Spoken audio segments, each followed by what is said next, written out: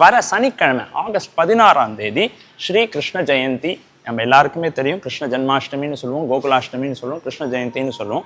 5000 வருஷத்துக்கு முன்னாடி இந்த உலகத்தில் கிருஷ்ண பகவான் அவதாரம் எடுத்த நாள். கிருஷ்ண ஜெயந்தி எதுக்காக கொண்டாடும் அப்படின்னு ஒருத்தர் கேள்வி கேட்கலாம்.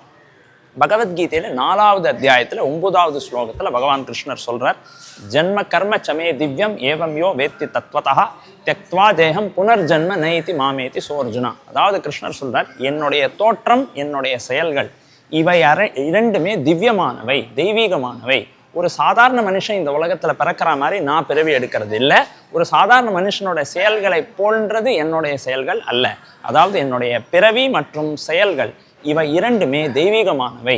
இதை யார் புரிந்து கொள்கிறார்களோ அவர்கள் மறுபடியும் இந்த உலகத்துக்கு பிறவி எடுப்பதில்லை, என்னை அடைகிறார்கள் என்று பகவத்கீதையில கிருஷ்ணர் சொல்றார். அப்ப இதற்காகத்தான் நம்ம கிருஷ்ண ஜெயந்தியை கொண்டாடுறோம். கிருஷ்ண பகவான் அவதாரம் எடுத்த நாளை நாம் எல்லாரும் நினைவு கொண்டு அந்த பகவான் கிருஷ்ணரின் ஆசீர்வாதத்தை பெற்றுக்கொள்வதற்கு தான் இந்த கிருஷ்ண ஜெயந்தி பண்டிகையை நாம இங்க கொண்டாடுறோம். பொதுவாகவே கிருஷ்ண ஜெயந்தி அப்படின்னா நம்ம எல்லாருக்குமே மனசுல ஒரு விஷயம், ஒரு சம்பவம் கண்டிப்பா ஞாபகம் வரும். ஒவ்வொரு வீட்லையும் சின்ன குழந்தைகள் இருக்கும்போது குழந்தைகளை கிருஷ்ணரா நம்ம வேஷம் போட்டு அந்த காலில் அந்த குழந்தைகள் நடக்கிற மாதிரி நம்ம எல்லாருமே சடங்கு நம்ம எல்லாருமே பண்ணியிருப்போம். நாம் சின்ன குழந்தைகளாக இருந்தபோது நம்மளுடைய தாயார்கள் கண்டிப்பாக அப்படிப்பட்ட ஒரு சம்பவத்தில் நம்மளே ஈடுபட்டு இருப்பார்கள். இப்போ அது எதுக்காக செய்கிறோம், ஏன் இந்த மாதிரி குழந்தைகளுக்கு கிருஷ்ணர் வேஷம் போட்டு நாம் பண்ணணும்னு பல மக்கள் மனசில் கேள்விகள் இருக்குது. இதை புரிஞ்சுக்கிறதுக்கு விஷ்ணு புராணத்தில் ஒரு ஸ்லோகம் இருக்குது. அந்த ஸ்லோகத்தை நான் ரொம்ப சுருக்கமாக விளக்குறேன். இந்த ஸ்லோகத்தோடைய அர்த்தத்தை புரிஞ்சுக்கிட்டா இது நாம் ஏன் செய்கிறோம் அப்படிங்கிறத நம்மளால் புரிஞ்சுக்க முடியும்.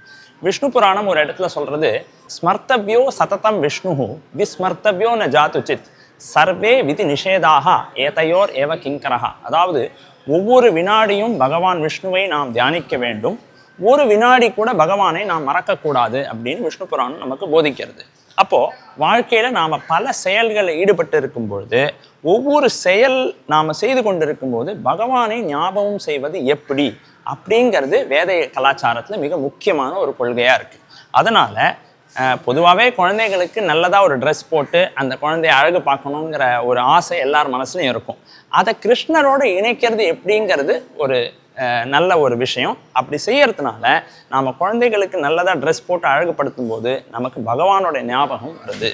அப்போ வேத இலக்கியம் என்ன சொல்கிறது, வாழ்க்கையில் இருக்கிற ஒவ்வொரு கட்டத்திலையும் நாம் பகவானை தியானம் பண்ணணும்.